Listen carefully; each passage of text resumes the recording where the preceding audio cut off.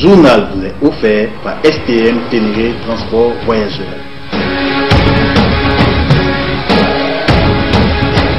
STM, une nouvelle façon de voyager.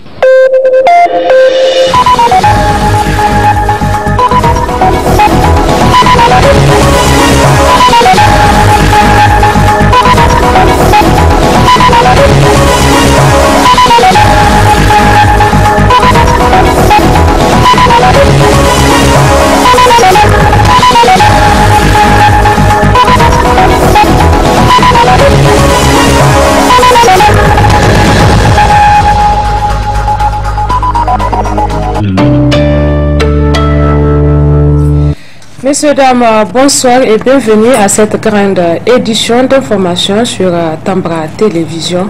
Comme vous le savez certainement, ce jour 13 décembre 2019 a eu lieu l'enterrement des 71 militaires tombés sur le champ d'honneur lors de l'attaque perpétrée par des terroristes le 10 décembre dernier contre le camp militaire d'Inates dans la région de Tillabéri, à la frontière du Mali.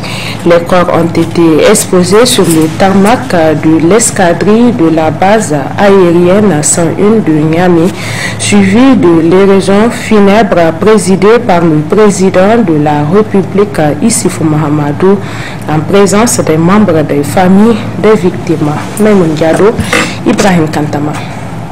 C'est dans une grande tristesse que le Niger enterre ce 13 décembre 2019 ces 71 militaires tombés sur le champ d'honneur à la suite de l'attaque barbare menée par les forces du mal au camp militaire de Inates dans la région de Tillabéri, frontière Mali, un 10 décembre 2019 qui restera à jamais gravé dans les mémoires des Nigériens.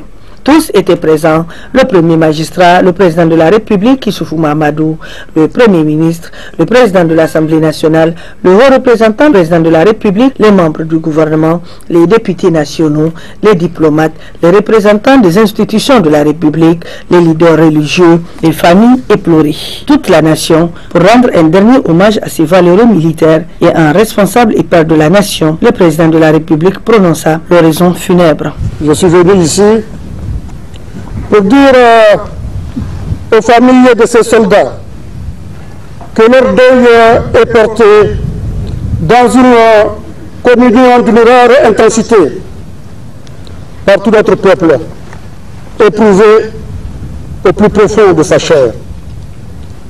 Je suis venu ici pour exprimer le sentiment de grande révolte qui m'anime, à l'instar de tous nos compatriotes. Face à cette guerre que nous impose un ennemi qui ne s'est jamais adressé à nous autrement qu'en nous agressant de façon violente et perfide. Cet ennemi vient d'enlever à la patrie 71 de ces valeureux enfants. Sous tes ordres, commandant Hassan Amoutab, les soldats du poste militaire de reconnaissance d'Inates se sont battus comme des lions contre un ennemi sans humanité.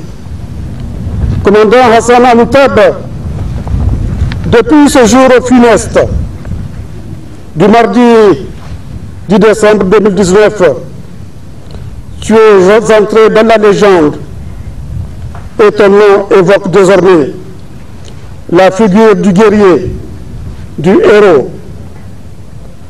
Tu es mort, les armes à la main, n'ayant jamais envisagé que l'alternative de la victoire ou de la mort au nom de la République. Je t'élève à titre posthume au grade de lieutenant-colonel. Tu es mort dans la gloire. Tu n'éprouveras jamais la honte que ressentent les lâches. Tu as fini ta vie comme tu l'as toujours vécu, dans le courage, l'honneur et la dignité. Tu devrais aller à la retraite, si bien mérité au regard de tes états de service dignes de l'ordre. Mais tu as fait le choix d'accepter la proposition qui t'a été faite de continuer à servir ta patrie. À tes côtés ont été fauchés 70 autres soldats pétris de bravoure. Le mardi 10 décembre 2019 a été une journée funeste, un mardi noir. Ce fut une épreuve terrible pour notre armée et pour notre peuple. Mais nous devons garder à l'esprit que c'est toujours dans le sang, la sueur et les larmes que se construisent les nations. Lieutenant-colonel Hassan Anoutab, votre sacrifice, tes hommes et toi, est un pas décisif vers notre victoire contre l'ennemi. En reconnaissance de leur bravoure qu'ils ont fait montre lors de l'attaque, les 71 militaires tombés sur le champ d'honneur ont été tous élevés au grade supérieur à titre posthume par le président de la République, chef suprême des armées. Au nom de la République, j'élève chacun d'entre eux au grade supérieur à titre posthume. Lieutenant-colonel Hassan Anoutab, tes 70 soldats et toi avez fait acte de courage. C'est en cela que votre mort est glorieuse. La mort au service de sa patrie, les armes à la main, est une des meilleures fins. Vos familles sont aujourd'hui en pleurs, mais vos enfants seront toujours fiers d'être issus de parents de votre trempe. Oui, vos enfants seront toujours fiers de vous, car vous leur laissez le courage en héritage. La nation entière est fière de vous.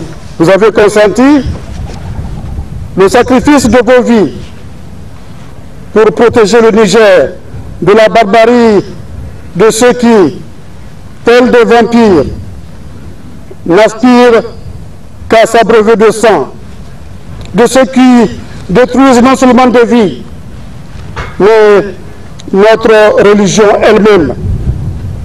Jamais, en effet, l'islam n'a connu d'armes de destruction aussi massive et aussi redoutable que le terrorisme. L'islam est en train d'être détruit au nom de l'islam, de l'intérieur. Le terrorisme a fait déjà des dizaines de milliers de victimes, pour la plupart des musulmans.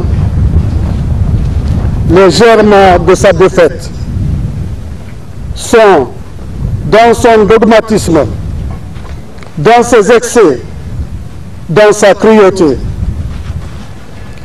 Lieutenant-colonel Hassan Anoutab, votre sacrifice, tes soldats et toi, ne sera pas vain, car vos frères d'armes, j'en suis convaincu, vont poursuivre le combat avec encore plus d'intrépidité et de détermination. Votre sacrifice ne sera pas vain, car le gouvernement continuera le renforcement de leurs capacités sur tous les plans. Plaise à Dieu, il en sera ainsi, parce qu'ils peuvent compter aussi sur le soutien indéfectible de notre peuple. Nous continuerons à veiller à la consolidation de la triple de la trinité peuple, gouvernement, force de défense et de sécurité. C'est cela, le gage de notre victoire toute proche.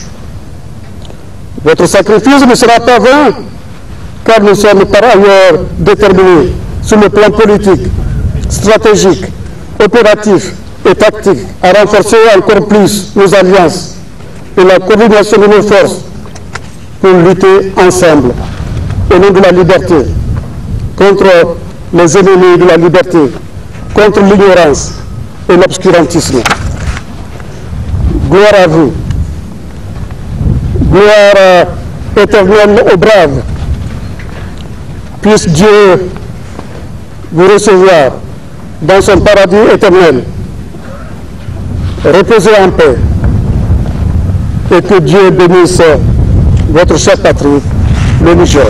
Un deuil de 3 jours a été décrété par le gouvernement. Des prières collectives et individuelles seront également observées pour le retour de la sécurité dans le Sahel et le repos éternel de l'âme de ces disparus. Qu'Allah, le miséricordieux, leur ouvre les portes du paradis, Jannati Firdaus, et prompt rétablissement aux blessés.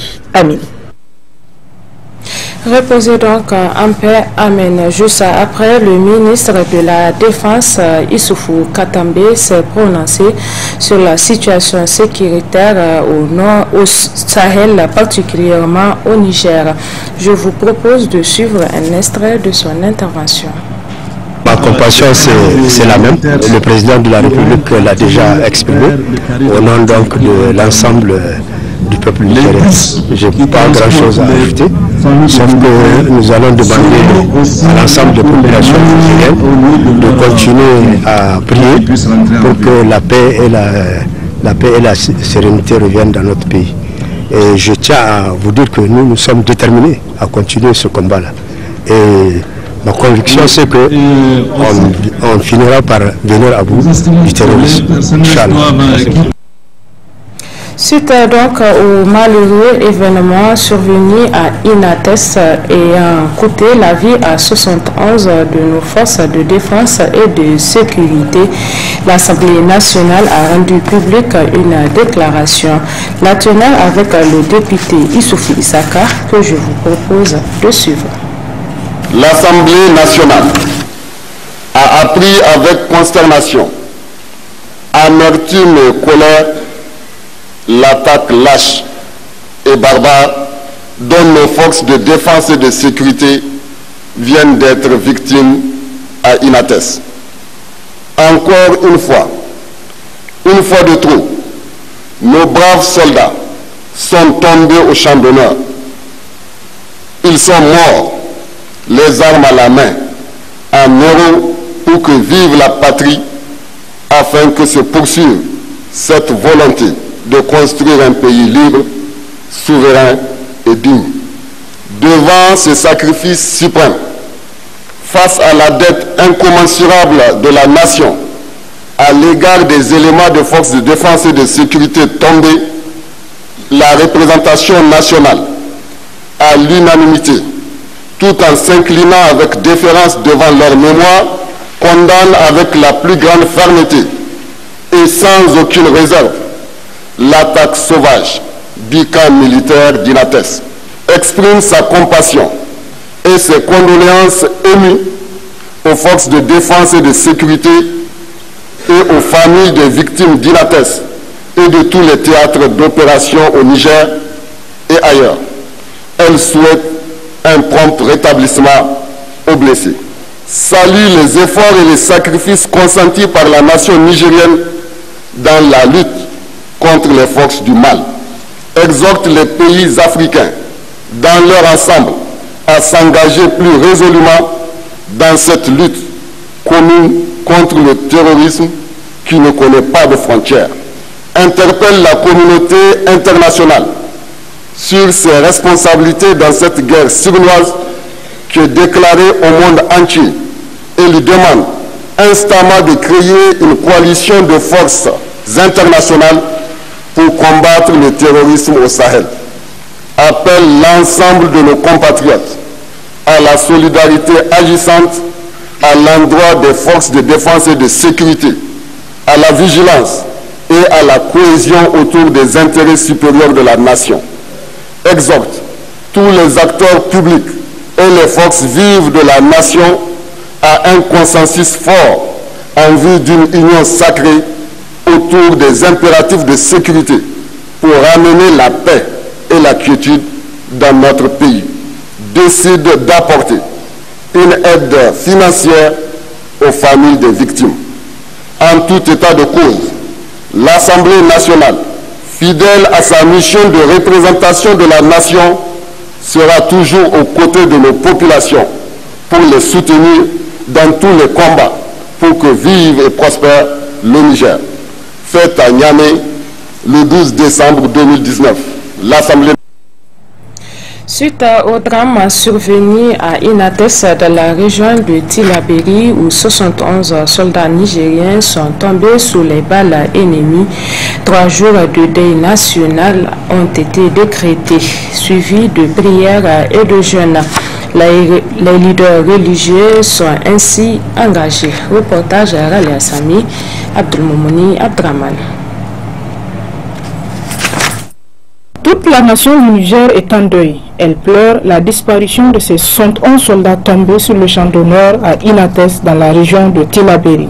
Suite à ce drame, l'union sacrée est indispensable. Tous les citoyens du Niger s'inclinent devant leur courage et les leaders religieux musulmans appellent à des séances de prière et de jeûne pour qu'Allah, le miséricordieux, protège le Niger. C'est une obligation d'aimer son pays.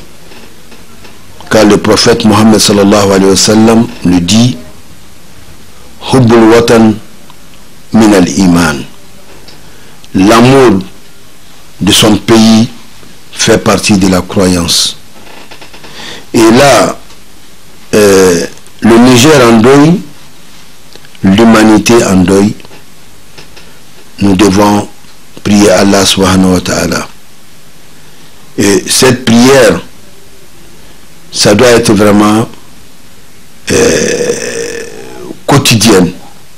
C'est pas parce qu'on est rentré dans des problèmes qu'il faut penser, il faut prier la population de prier pour notre pays. Le bon musulman doit être toujours constant en priant pour son pays. Ce qui s'est passé, si les autorités ont pensé aux religieux de deux bords, c'est une bonne chose, mais on ne doit pas être vraiment au moment vraiment de ces difficultés qu'il faut les rappeler. Mais il faudra que vraiment que les leaders religieux le mettent toujours en tête. Nous devons prier pour notre pays, pas pour vraiment les plaisirs de X ou pour Y, pour soi-même et pour son pays. La disparition de ces vaillants soldats ne laisse pas les leaders chrétiens indifférents. Le père Dominico nous l'exprime en ces termes.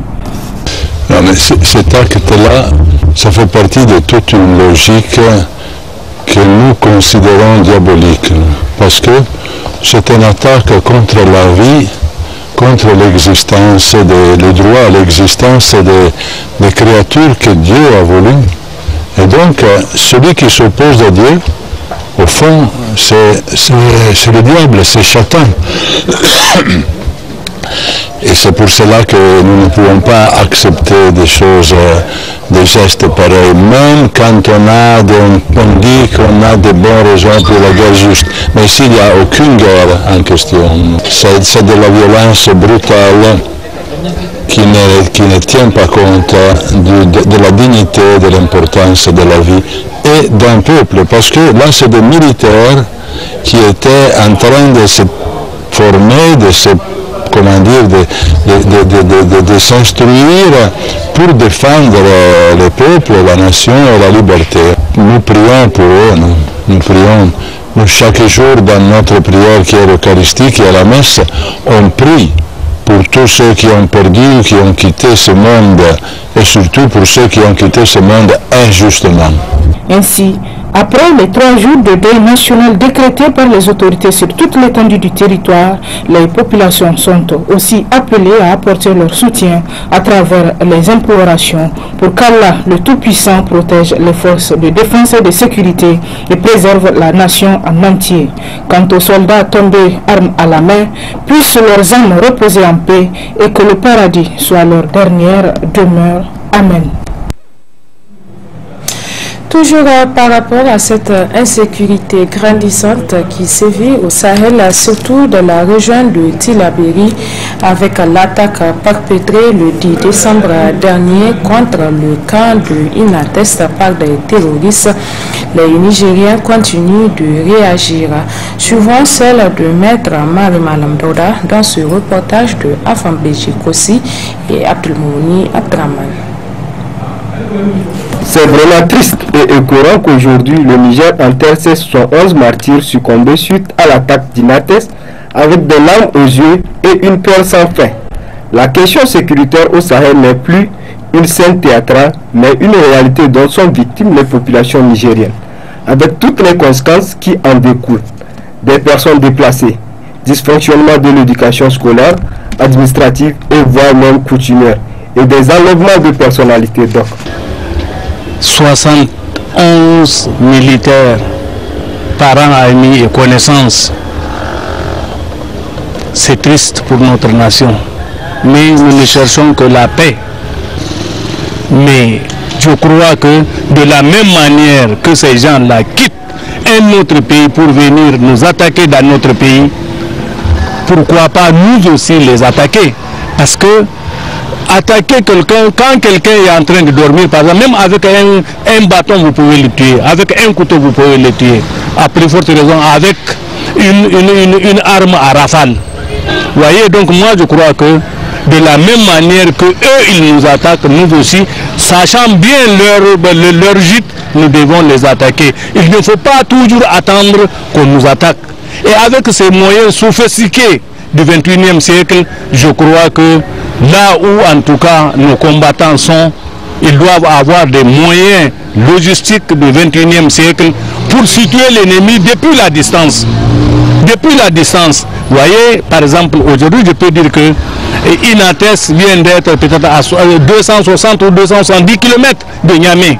S'ils sont capables de faire un dégât à Inates comme ça, ça veut dire qu'ils sont capables de faire même le dégât à Niamey. L'on s'interroge autour de diverses questions auxquelles il nous est difficile de répondre. Malgré les nombreux sommets, conférences de chefs d'État et des partenariats avec les bailleurs de fonds sur l'insécurité au Sahel, il en demeure toujours difficile à nos nations de faire face aux attaques fulgurantes des djihadistes et des bandits armés. Vous savez, dans des conditions, dès qu'on les met en mission, ça veut dire qu'ils sont dans des conditions de se défendre et même d'attaquer. C'est pourquoi quand les uns et les autres disent que comment ça fait-il que par exemple pour se défendre, il faut demander à certaines bouches qui disent que quand vous êtes attaqué par les djihadistes, il faut demander une autorisation à une hiérarchie. Non, je ne crois pas à cette affirmation. Un militaire armé avec à sa charge des vies humaines ne doit pas attendre la permission d'un chef hiérarchique. Le chef hiérarchique l'a déjà autorisé dans la mesure où il le met en mission avec un ordre de mission, avec comment ça s'appelle, un armement adéquat, avec des vies humaines. On n'a pas besoin de demander une autorisation à qui que ce soit. Il suffit, de la même manière que nous constatons les dégâts, il faut rendre compte après avoir fait le bilan du dégât. Combien ont-ils tué? Combien nous avons tué? En ce moment, on peut dire à son chef hiérarchique. Mais je ne crois pas quand quelqu'un me dit qu'en cas d'attaque, il faut demander, comment s'appelle, à la hiérarchie, qu'est-ce qu'on doit faire. Ça, c'est de l'intoxication. Je ne suis pas avec l'intoxication. Nous sommes aujourd'hui en deuil, 3 jours de deuil, et de l'autre côté, de toute façon, nous avons trop. Ça suffit comme ça. Ça suffit comme ça. Pourquoi nous surprend-on toujours? Pourquoi nous, on ne se surprend pas? Je vous ai dit quelque part que le meilleur combattant, c'est celui qui attaque le premier. En dehors de toutes les initiatives engagées, Il revient aux dirigeants du Sahel de faire face à ces hécatombes tout en prenant des mesures nécessaires pour soulager les populations vulnérables. Dernier aspect de cette édition, poursuite des travaux en plénière à l'Assemblée nationale avec un point inscrit à l'ordre du jour, l'examen et le vote du projet de loi des finances pour l'année budgétaire 2020. Amadou Harouna sur les images de nos confrères de Labari TV. C'est par une écrasante majorité de 123 voix pour 35 contre que le projet de loi des finances pour l'année budgétaire 2020 sera voté à la grande satisfaction du gouvernement. En votant ce texte, vous venez de doter le gouvernement d'un outil solide lui permettant de mener sa politique, de poursuivre ses chantiers et d'accélérer la mise en œuvre du PDES 2017-2021. En même temps qu'il traduit la volonté de renforcement des services publics, ce budget permet aussi de prendre en charge les défis sécuritaires dont l'actualité douloureuse de ces derniers jours nous rappelle l'extrême gravité. Ce budget permet aussi de promouvoir le développement du secteur privé en stimulant la création de nouvelles unités industrielles et des PME-PMI pour poursuivre la transformation, l'indispensable et nécessaire transformation de notre économie. Il permettra également d'anticiper les chocs climatiques, bon an, mal an, quelle que soit la saison. Le gouvernement y fait face pour que les Nigériens ne meurent pas de faim. Donc je voudrais terminer, Excellence, Monsieur le Président, en disant à l'égard de l'Assemblée nationale que nous allons continuer à porter une attention particulière au budget et la couverture des besoins de l'Assemblée nationale. Un projet de loi de finances budgétaire qui n'est pas du tout apprécié par l'opposition parlementaire. On devrait, autant que faire se peut, retirer tous ces projets et programmes, le programme VIH-Sida qui est à la présidence ou au cabinet du Premier ministre, ou des interventions pour, dans le cadre des sinistres. Nous avons aujourd'hui un ministère de l'action humanitaire et de la gestion des catastrophes qui a un budget d'à peine 217 millions de francs CFA, alors que vous avez un programme qui porte sur 17 milliards qui est logé au cabinet du Premier ministre. Le cabinet du Premier ministre, c'est uniquement son cabinet, n'a pas de déclinaison au niveau déconcentré. Comment le cabinet du Premier ministre peut efficacement mettre en œuvre des actions? Non, il faut loger ces actions au niveau des départements ministériels, lesquels départements sont jusqu'au niveau des communes, et cela va permettre une exécution diligente des actions et booster le taux de réalisation qui, vous voyez, bon an, mal an, ne dépasse jamais les 70%. Ça plombe un peu l'appui des partenaires parce que tant qu'on vous apporte de l'argent, vous n'arrivez pas à dépenser ça, c'est sûr que les contributions, les apports des partenaires vont être redéployés vers d'autres pays où les consommations sont plus fortes. Et l'une des conséquences de la sous-consommation des crédits, c'est cette prolifération des administrations de mission. Vous avez la HALCIA qui devrait être portée par le ministère de la Justice. Initiative 3e qui devrait être portée par le ministère de l'Agriculture, de l'Élevage et le ministère de l'Environnement. Vous avez l'Agence de l'énergie nucléaire qui devrait être portée par le ministère de l'Énergie. Toute une panoplie d'administration de mission logée au cabinet du président de la République, logée au cabinet du Premier ministre et qui entrave le développement véritablement des départements ministériels. Donc voilà les critiques que nous avons formulées, voilà les amendements que nous avons proposés, mais la majorité a joué contre et ce projet de loi de finances a été maintenu tel que présenté, sans aucun amendement, sans aucune rectification. Voilà pourquoi au niveau de l'opposition, nous n'avons pas voté ce projet de loi. Cette loi de finances pour l'année budgétaire 2020 qui vient d'être votée est estimée à un montant de 2066,15 milliards de francs CFA en recettes et en dépenses. Point final de cette édition d'information sur Tambra Télévision. Merci à vous de l'avoir suivi. Au nom de toute l'équipe technique et rédactionnelle qui m'a aidé à vous la présenter, vous souhaite de passer une excellente soirée et aussi un bon début de week-end. Au revoir. Ce journal vous a été offert par STM Ténéré Transport Voyageurs. STM, une nouvelle façon de voyager.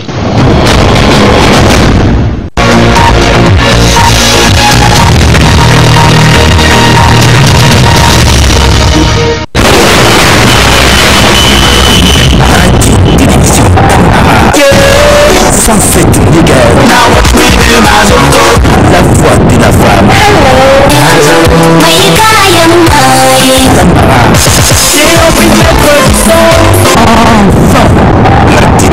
Shabiri no you dey make me Congo.